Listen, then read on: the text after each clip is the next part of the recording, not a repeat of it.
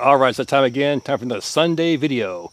And I'm thinking we get down and dirty and talk about bugging out. Let's get to it.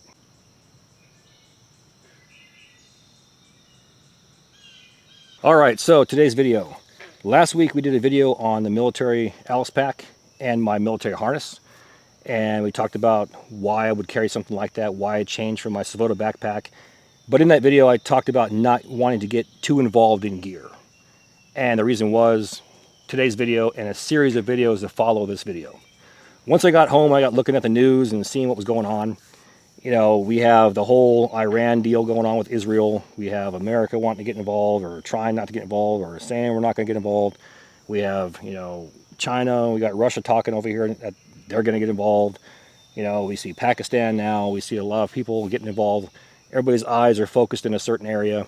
And the key takeaway of all of this is the world is threatening to get involved. This has not occurred since when? Late 1930s, and we all know what happened after that. So could this go sideways really quick? Yes, it could.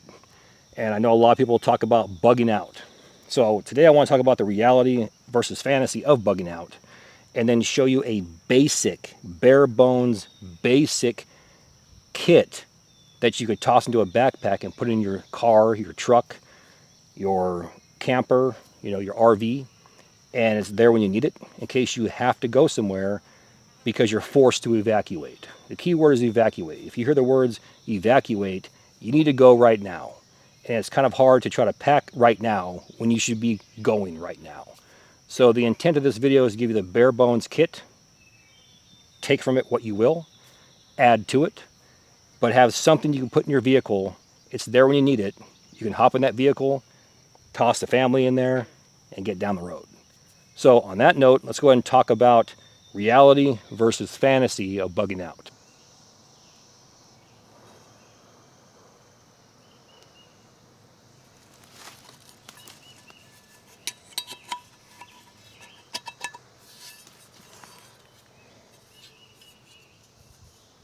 Now, before we get too far down the trail, the Etsy store is open, and once again, the Etsy store is open. We got 100 Corporals Corner hybrid skillets dropping right now. That link is in my video description box. Grab them while you can. They'll last anywhere from 30 minutes to 2 hours, and you're SOL till next week. Once again, we got 100 Corporals Corner hybrid skillets in my Etsy store right now. That link is in my video description box. Get her done.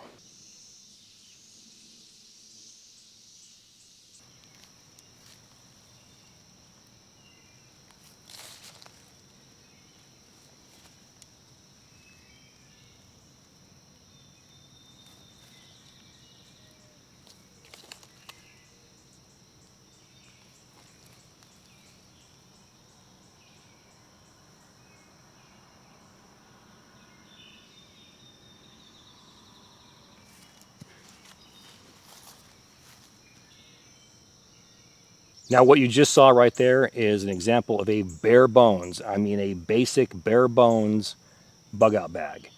Now the beauty of that kit right there is if somebody were to see that in your vehicle or see you with those items, it can double as one of several things. It could be a get home bag. It could be a backpack where you're going camping for the weekend. It could be a scout bag. Hey, I'm going to scout these trails. If I were to get hurt or injured, I can camp out here.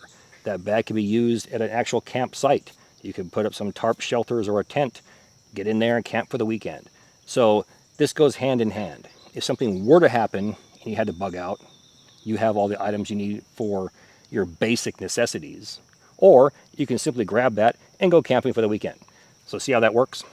And a lot of people don't want to face realities that they may have to bug out, and they might give you the third degree for being prepared. So tell them it's a simple camping backpack, and all will be well. Now, with that, let's talk about reality versus fantasy. So when you're bugging out, or say you're trying to get home, bug out bag, get home bag, the core essentials should be the same. A scouting backpack, core essentials should be the same. Camping for the weekend, the core essentials should be the same. So if you're bugging out to a location, that means you have to have a location already predetermined. You're not going to just wander the national park or the forest or state land or trespass on private property until you find somewhere that you want to go, like you're, Mad Max roaming the wasteland trying to secure a tank of juice. And that's what it boils down to. Having a plan A, B, and C to get to a predetermined location. If you can drive there in 2 hours, perfect. That's optimum, all is well. If your vehicle breaks down or there's roadblocks, now you're on foot. It could take 10, 12 hours to walk there. How are you going to get there? Are you going to trespass on private land, risk getting shot? Are you going to pass through a national forest where you have bears in your area? Do you have PVC pipe caches buried somewhere, so if you got to stay the night, you have food and water there, or ammo, or extra weapons, whatever you think you're going to need? Things like that. Now, we're not going to get too in-depth in that in this video. We're going to talk about gear, but these are things you need to think about before someone says, I'll just grab a backpack and go to the woods.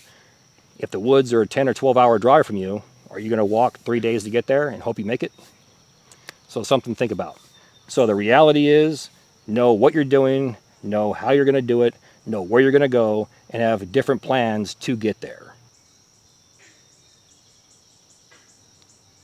So kicking this off, we're going to talk briefly about this Alice pack. Now, I covered this in detail last week. If you haven't seen that video, here's the thumbnail right here. Go ahead and check that out. Now, for me, I want something that's around 35 liters. That's exactly what this is. We got 3 large dump pouches the size of a military MRE on the outside here. We showed in that video that behind those sleeves there's actually a hollow pocket where you can slide a shovel or an axe down inside there. The main pouch is right here. We have a drawstring on the outside of that you can cinch it down. A waterproof flap. There's a pouch right there inside of that flap, and a smaller pouch here in the front. You have an aluminum frame on the back here where it's secure at the top and at the bottom. Thick lumbar support pad right here, and 2 shoulder straps that will go over and can be adjusted by sliding your strap through this quick release right here. You simply pull this up and the strap opens up. So if you have to ditch out your pack real quick, you can just pull that and drop it to the ground. This thing right here is about 25 years old, and they had these for about 50 years, and it is indestructible. It's my opinion of one of the most perfectly made backpacks in existence to this day. And if it's not broke, why try and fix it? But the key takeaway is you want something about 35 liters or more. Now, the bulk of any kit is going to be your sleep system. That could be a tent, tarp, poncho, hammock, etc. You need implements to sleep under, on, and in. And that will be the bulk of any kit, hands down. If you don't believe me, go look at your kit right now. The bulk of the items are going to be under quilts, over quilts, blankets, ponchos, poncho liners, air mattresses, things like that. So again, if you don't believe me, go check your kit and see for yourself. Now, for this bare bones kit, we have an accordion style, 1/2 inch thick Thermarest Light, or Z Light. I've had this in every one of my videos for the past 5 years, and it's still going strong. Now, this folds up to about that thickness right there and can be secured to the top of that Alice pack or to the bottom of the Alice pack. But you want something to get your body off the ground. Next, for me, it's going to be a military poncho. And this could be a military style poncho. This could be a regular poncho. A poncho does more than a tarp. I can place this over my body, over my backpack, and continue to travel and stay dry, or drier, versus having a tarp that I can't do that with. And because I can't do that, I'm now forced to carry rain gear, which is extra things I have to carry. See how that works? The cordage, which is this number 36 black tarred bank line. I can carry more of this because it's smaller diameter versus paracord. So this effectively will do everything that I want it to do, as well as put up shelters. So it works in conjunction with my shelter system. In addition to that, I want to carry at least 4 plastic ABS tent stakes. These can be processed down like fat wood, and those curls can be ignited using a lighter or even sparks from a ferrocerium rod. So in a pinch, in wet conditions, you can actually file that fin down right there on the top, use it to light a fire, and still have a tent stake that's actually functional. So you can't beat that as far as functionality, multi-use, and in my opinion, they're lighter than steel. Those aluminum stakes are garbage, and I would steer clear of those. You want some type of blanket. Again, what's your intent? What's your climate? Where do you live? Being that it's summertime, let's stay safe. Have a poncho liner, a military poncho liner or equivalent. Next, we want to go ahead and talk about some type of blanket. What is your intent? Where you live? What's your climate like? It's summertime. I want something light. This is the light sleeper. It is a poncho liner that has a hollowed out section that you can slide a mat inside there, like that accordion mat. Flip it over and use it for a lightweight sleeping bag. It also has a flap that folds over that can be stuffed with debris or extra clothing and creates a pillow. So check them out. The link to this will be in my video description box. Moving right along to cutting implements. I'm going to tell you 3 as a minimum for a bare bones kit. And here's why. 1 is a pocket knife. Pocket knife of your choice. This one here happens to be the Ranger Grip 78, non-serrated. It's a locking blade. We got a 3.5 inch long saw. We have screwdrivers, we have can openers, bottle openers. We have an awl in the back and a Phillips head screwdriver. But again, a pocket knife of your choice. Why? Because it's going to go in your pocket. Next, I'm going to carry some type of saw. Again, a saw of your choice. If you're partial to the silky saws, get those. This is a Bugout Laplander. Locks in place. Probably about 9.5 inch blade. Very lightweight. The steel is very forgiving. I've seen these things bent almost 90 degrees. Bend them right back and you're back in the game. Now, why a saw over an axe or a hatchet? Simply the weight. Again, what is your intent though? My intent is to get somewhere as fast as possible and as light as possible. I'm going to carry a saw and that will do all the work that I want done. Versus a hatchet or an axe, which is bulky, weighs more, you know. But again, pick your poison. What is your intent? Last thing is I want a full tang knife. Check this one out. This is my new go-to. This is my new EDC knife that you're going to see in every single video moving forward. This is made by Tony Powers of Dirtbound Outdoors. It is the new Kephart. Check it out.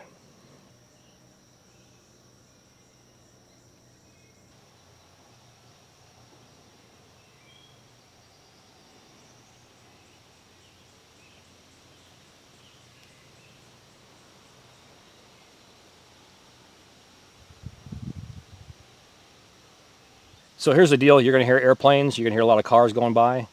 There's a new bridge they're putting in, so all the traffic is being diverted on this side of the property versus way over there. So I have no choice. So just grin and bear it, and we'll get through it together. Now, being that this is my new go-to knife, and you're going to see it in several videos, I'm going to go ahead and try and talk about it now so I don't have to later. This is the Kephart from Tony Powers of Dirtbound Outdoors.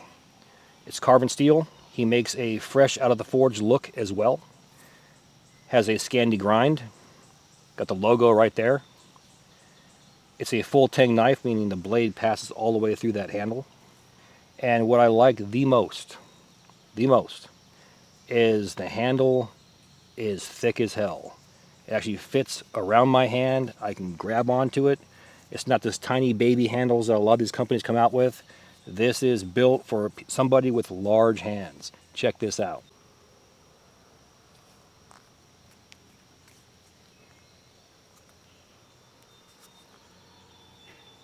What I'm going to do here is I'm going to go ahead and put his link in my video description box. It's going to say Tony Powers, Dirtbound, and there'll be a link right there. It'll be a Facebook or Instagram. What you want to do is you want to click that and message him. Once you message him, he can get you a knife. He's going to tell you how many he has in stock, what kind of handles he has, etc., and you guys go from there. But you have to message Tony Powers on Instagram or Facebook, and that link will be in my video description box.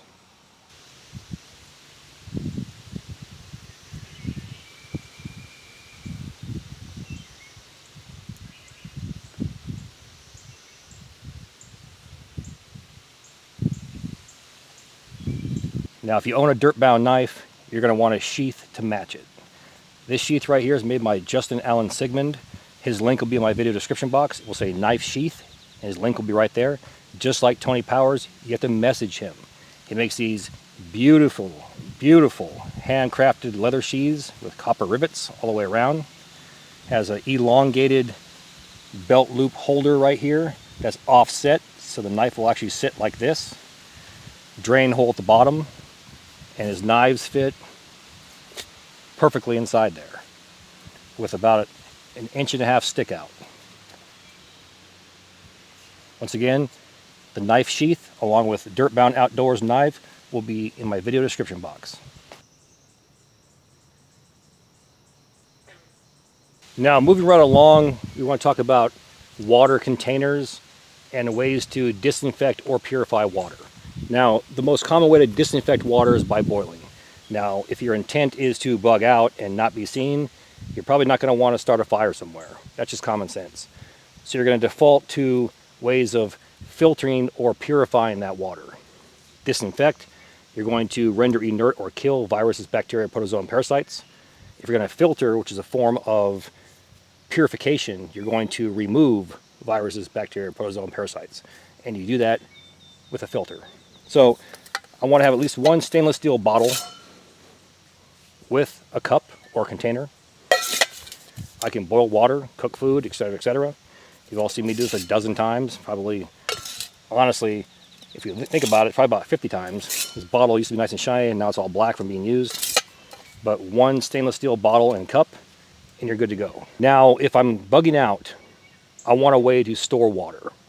Not just get water, purify it, or disinfect it, have one container and move and pretend that all is well. If it's hot and you're blowing through a quart of water an hour, you're gonna need to carry at least 2 or 3 or 4 quarts of water. So for me, I want some type of water bladder. Or in my case, to match my Alice pack, I have a military 2-quart canteen. Now I can filter that water or disinfect it, place it in here, and store it for later. So my movements aren't dependent on water. If you have 1 quart of water and you think you're good for the day, the joke's already on you. You're now dependent on walking to a creek and following that creek, or staying within, a couple hundred yards of that creek, versus getting to where you want to go quicker because you can carry water with you. Make sense? Now, the $1 million question: how are we going to purify that water? For me, the number one way is going to be with a saw your squeeze system. All you got to do, collect your dirty water, place it onto the filter. This water bladder is now full. With that rubber seal in there, it's not going to leak. So you got, I want to say, 1 quart. It says 32 ounces of water is inside here. I can now take this, and the beauty of this system is Father Nomad makes these 3D printed water filter adapters. You simply screw it on to any one of these stainless steel bottles. Now, taking your saw your squeeze, it goes right into that threaded portion right there. And you have your 1 quart of dirty water, and you just simply roll it down and squeeze it into this container. There's a small air hole right here that allows the air to pass out and the liquid to fill that bottle. So real quick about Father Nomad, he is considered the OG on YouTube as far as 3D printing is concerned for survival and bushcraft. He was doing this way before others hopped on that bandwagon and tried to bootleg his design. The link to Father Nomad will be in my video description box. Check him out. Tell him I sent you. First on my list will be a Bic lighter, first time, every time. Minimum carry 1. If you can, carry 2. 1 in your pocket, 1 in your backpack. They're dependable, they're waterproof, and if they have probably around half the fluid, they'll actually float. They'll tip upside down and float downstream. You can just grab them, pull them out. Blow the water out of it, dry it out, and you're back in the game. Why screw around? All this whole nostalgia stuff with bow drills and, I can do this and that, and you can do all those things. But if bugging out was real, or survival was an actual life-changing or life-dependent actual event, am I going to mess around with that, or simply go, I'm dried out for the night? Next, a ferro rod. We've all heard people talk about these. 10,000 strikes, 5,000 strikes, 3,000 degrees. Those molten balls of steel coming off there, or ferro rod material coming off there. in conjunction with a sharp 90-degree spine on a knife or a saw. Raining sparks down, it's going to ignite anything from dry leaves, flash tinder, cattail, even duct tape. And the last thing is some type of magnifying glass. Now there's one on a compass as well, but I'm saving that for the land navigation portion. So this right here is just a basic Fresnel lens. I think it's like 5 times magnification, and just, you know, it is what it is. It's a magnifying glass.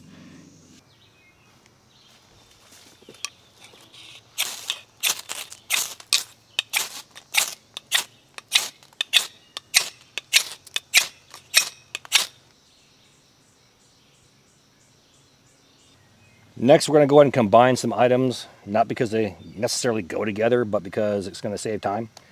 We have a compass for land navigation. The main purpose of a compass is to walk a straight line. Here's my advice: find a compass that you like, that you know how to use, you're comfortable with, you've used many times, you can trust, and go with that. This is a base plate compass, a Sunto MC2. We have a sighting mirror, a signaling mirror. We mentioned earlier that there was a magnifying glass on there. It's right there. And you have a red half arrow and the other half is black. Simply put the red in the hollow red portion, which is called red in the shed, and walk whatever azimuth that you choose. But again, the purpose is to walk a straight line. That way you're not walking in circles out in the woods or out in the fields, and you can get to where you need to be. Next, we have a flashlight or headlamp. I say or because some people like flashlights, some people like headlamps. If you carry a flashlight, get one that you can clip to a shoulder strap of a backpack. That way you're hands-free. A headlamp, you're always going to be hands-free. This one right here is the MH8 from Lead Lenser. I've had this for several years. It has recharging batteries, or you can actually pull that battery pack out and slide in actual batteries. You have several options here, and a strobe as well. And the charger that comes with this, that's the one thing I don't like. I understand why they do it, because they want a charger unique to their system. So if it breaks, you're forced to buy from them. It's a monopoly, so it works. But it's a magnetic charger that clips on here and then plugs into any USB outlet. All right, time to get some hate. Porta Power. Pick a Porta Power system or unit that works for you. This one here has a solar panel or solar powered recharging station attached to it, with the sole intent of laying it in the sun and it will recharge this unit. I have experimented with these in vehicles, out of vehicles, had it sit there on a stump outside for about 15 hours, and I got like 1 bar on this. As soon as I used it, it went away. So take that with a grain of salt. Don't put your stock or faith in, well, I can just recharge it. You can, but you're going to be sitting there for about 4 days. And if the sole intent is to bug out somewhere as quick as possible to get to your known location, you don't have 4 days. So what's the workaround? Find one that will charge your cell phone or flashlight or headlamp or even iPad 5 or 6 times. Charge it before you leave. Use it for nothing else besides that. Just charge it. You want to use something to charge another item. This is a battery. That's all that it is. This one here happens to have a flashlight on the bottom here on the back. I suggest getting a Porta Power system with at least 2 or 3 charging ports on there. That way you can charge more than one device. Moving on, let's talk about medical. Now this is another sketchy topic. 1, because YouTube don't like it, and 2, because there's so many different options out there and opinions. You know, it's just unreal. I want some type of shamog. Those that watch my channel, you see me use this with the sole purpose of 2 things. 1, to strain debris off of a water bottle as I fill it in a creek or lake or stream. Also as a waypoint marker to hang it from a tree, so I can turn around and actually see this fluttering in the breeze. I can walk back to my camp or my gear, pick it up, and continue on down that trail. But this has 1,000,001 other uses. That's why it should be in conjunction with duct tape. There's 1,000,000 uses for this, from medical to gear repair, clothing repair, fire starter, etc., etc. So why not have some combination of these? This alone can be made into a sling. You could use this for butterfly bandages. If this was wrapped around, say, a open wound, you could tape it off with this. So there's tons of medical things you can do with this as well. So why not carry these? Now, we're talking about medical.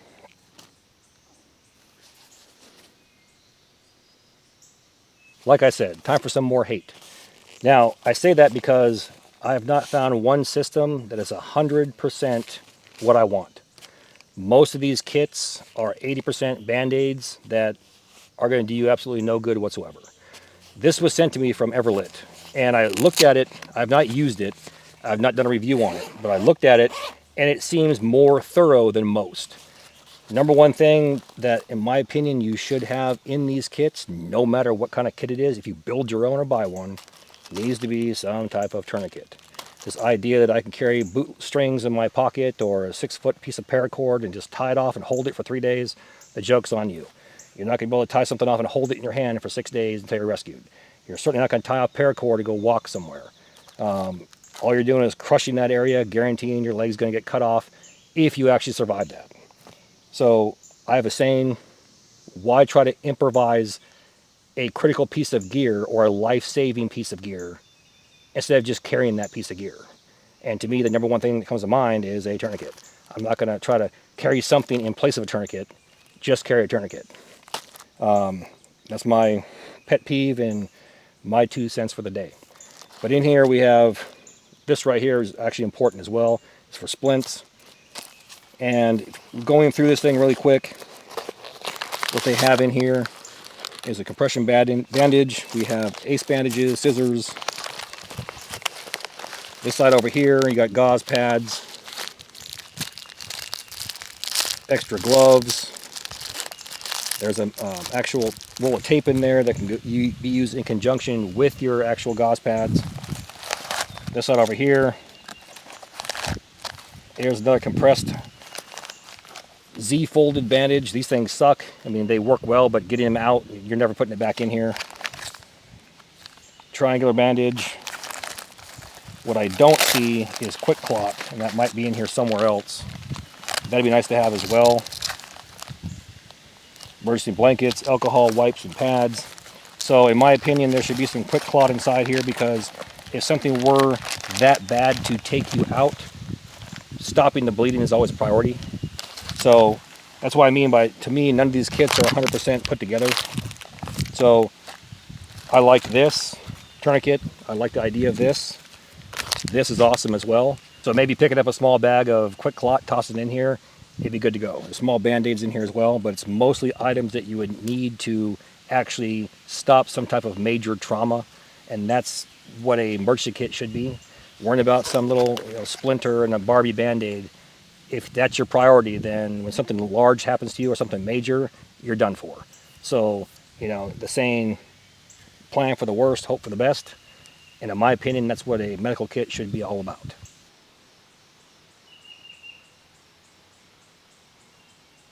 Let's go ahead and talk about food.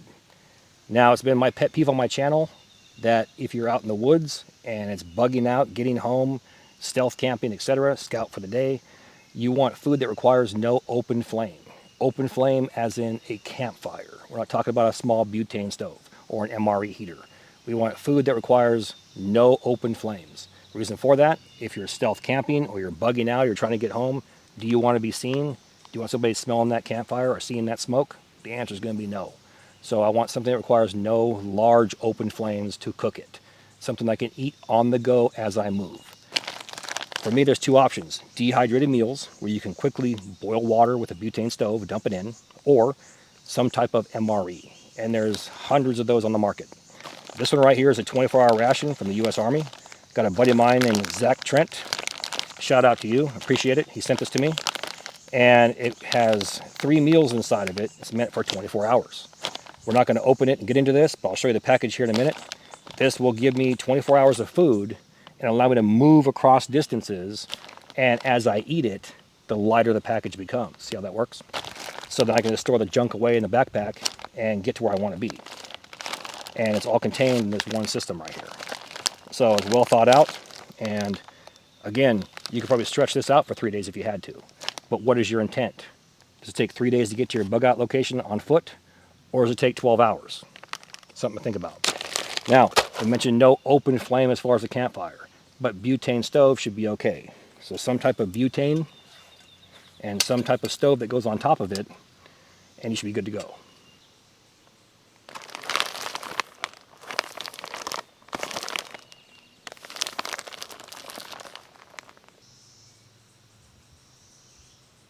And last but not least, hygiene gear.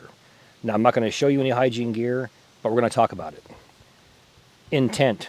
What is the intent? If it takes 12 hours to get to your bug out location on foot, do you need a toothbrush? No. Do you need deodorant? No. Do you need a razor? No. Do you need any type of foot powder? No. You're going to be there in 12 hours, and hopefully you thought ahead, and your bug out location is already stocked up, and you have all that stuff right there. You just need to get from point A to point B. Now, let's change the scenario. It takes 5 days on foot to get to your bug out location. Do you want to brush your teeth? Probably. Would you want foot powder? Most likely. Do you want a change of socks or 2 or 3? Definitely. Do you want a shirt or 2? Obviously. So on that note, think about your intent. Again, you can't do any of this unless you know where you're going. You're leaving one place to go to another. You're going to be homeless for this amount of time until you get to another home or a location that you can sit down and think of your next move. Now here's how we're going to approach this series. If we get 100K views in a week, we'll go ahead and continue the series. If we're getting 25,000 views on videos and people can't be bothered to watch, then we're going to shut down and move on to something else. I'm not going to waste your time or mine.